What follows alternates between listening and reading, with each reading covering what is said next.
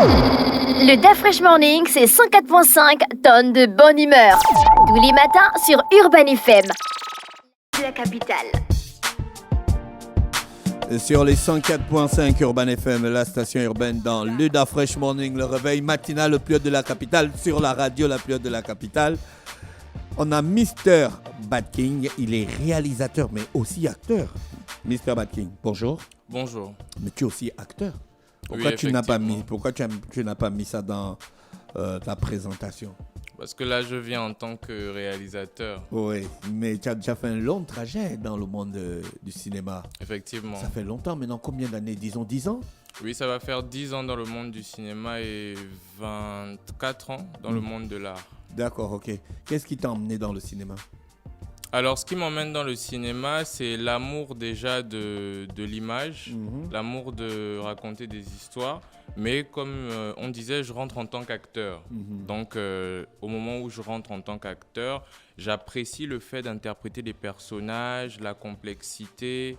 Et surtout, j'apprends à connaître l'humain. Parce qu'en jouant des rôles, on essaye d'incarner le personnage.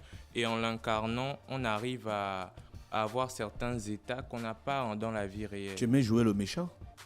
Non, pas du tout. J'ai rarement joué le méchant. Ah, si, moi j'ai suivi un film là où tu as joué le méchant. Lequel? J'ai oublié le titre, mais tu jouais le méchant. En général, j'ai beaucoup joué des rôles secondaires où, méchant, c'est rare, hein. Je me rappelle pas. Donc tu peux faire jouer le gentil. Maintenant, tu es réalisateur, tu es passé d'acteur à réalisateur ou bien tu gardes les deux casquettes? Non, je garde les deux casquettes. Je travaille sur tous les fronts, que ce soit la réalisation, l'actorat, la scénarisation et la production. D'accord, ok. Donc tu viens nous parler de l'avant-première de Papa, c'est ça?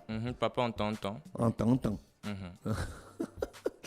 C'est quoi exactement?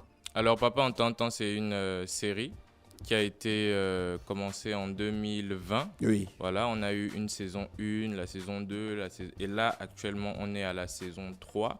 C'est une série qui tourne autour d'un ganga qui est assez atypique, c'est-à-dire qu'on partait du principe que notre culture n'est pas assez représentée.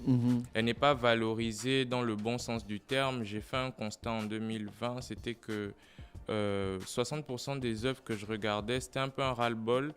On fustigeait notre culture, mais même inconsciemment. Oui. C'est-à-dire même en créant, l'artiste ou le scénariste ne se rend pas compte qu'il est en train de donner un mauvais rôle à sa culture dans son écriture, et c'était vraiment récurrent.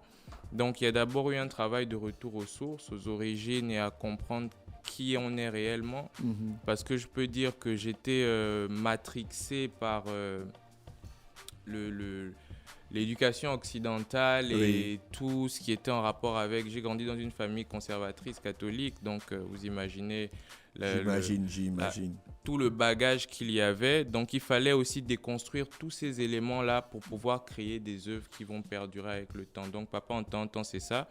C'est un ganga qui reçoit des clients et qui les emmène vers le côté lumineux de notre culture. D'accord. C'est pour ça qu'il est habillé en blanc. L'avant-première se passe où, à l'Institut français? Oui, l'avant-première se passe ce jeudi 23 à l'Institut français à 19h. Vous avez fait la saison 1, la saison 2. Qu'est-ce qui vous a motivé pour faire la saison 3? Vous avez senti ça incomplet? Non, alors la saison 3 m'était demandée par le public, mais surtout, il y avait des choses à dire. Il y avait toujours des choses à dire sur la société. Le personnage de Papa en temps est assez atypique parce qu'il me permet, lorsque j'écris, d'être assez dur avec le client qu'il reçoit et de sortir certaines problématiques comme par exemple sur cette saison 3 on a travaillé sur les violences faites aux hommes, les violences faites aux femmes également, la violence psychologique qui est extrêmement négligée alors que la violence psychologique cause beaucoup de dégâts invisibles qui, eux, vont causer des dégâts graves plus tard. Donc, c'est vraiment mis à plat cette violence psychologique que les hommes font subir aux femmes, que les femmes font subir aux hommes. Donc, c'est dans tous les sens. On parle également de l'albinisme qui, aujourd'hui, c'est vrai qu'il y a beaucoup de causes pour dire que oui, les albinos, il faudrait les considérer, il faudrait... Mais mettre de façon frontale selon l'écriture qu'on a eue sur la saison 3. Donc j'avais encore des thèmes à traiter et je voulais passer par le canal de cette série-là. Donc c'est pour ça qu'on a fait la saison 3. Techniquement, c'est toi qui es au four et au moulin ou tu as une équipe? J'ai une équipe, on a travaillé, alors sur cette saison 3, j'ai travaillé avec Thomas Toutoum au niveau de la direction photo. J'ai travaillé au niveau de la direction du photo plateau, pour les photos du plateau avec les images de Julie. Maintenant, à la réalisation, c'est moi qui m'en occupe, le montage, l'étalonnage, le mixage et la production musicale. Donc. Ah, mais toi, tu es un homme à tout faire en fait. Tu es multitâche. Bon, en fait, oui, le but, c'était de maîtriser... Moi, mon but, c'est de maîtriser toutes les étapes de production de l'industrie, en fait. Parce que quand j'ai commencé, il était extrêmement difficile d'avoir des mécènes, d'avoir des sponsors. C'est-à-dire, quand tu arrivais quelque part, on te demandait toujours... Ben oui, c'est bien beau ton projet, tu as une belle histoire, mais qu'est-ce que tu nous donnes concrètement? Qu'est-ce qu'on gagne? Et à ce moment-là, j'avais rien. Sauf mais tu comprends bien talent. Que si des gens investissent, il faut qu'ils aient un retour sur investissement. Oui, non, ça je comprends parfaitement. Et au fur et à mesure que j'ai évolué dans l'apprentissage, j'ai basé beaucoup sur les formations. D'accord. Sur les formations, j'ai fait énormément de formations. Là, j'ai terminé ma formation en maquillage. J'ai terminé ma formation en coiffure homme. Là, je vais également me former en coiffure femme. Donc, le but, c'est maîtriser toutes les étapes de production. Pas pour faire tout sur le plateau, mais pour connaître tous les éléments à faire sur le plateau. Comme ça, si j'ai un technicien qui manque, je sais exactement ce dont j'ai besoin sur mon plateau. Et la façon dont on travaille, c'est un peu ce qui s'est passé sur Papa on t'entend. On a fait toute la saison, on a terminé et c'est ensuite qu'on est allé voir ceux qui voulaient s'associer à Papa on t'entend. C'est pas avant parce que je n'ai pas envie d'édulcorer mon processus créatif. Voilà. Demain à l'Institut français, aujourd'hui à l'Institut français. Non, aujourd'hui. Jeudi, aujourd'hui à l'Institut français, à partir de 19h. Oui, à partir de 19h. L'entrée, c'est payant? Oui, c'est 3 000. D'accord, pour tout le monde, même les adhérents. Oui, même les adhérents. C'est 3 000. Vous allez nous diffuser combien de numéros? On va vous diffuser 14 épisodes. De combien de temps? 4 minutes. 4 minutes. Ah d'accord, c'est super.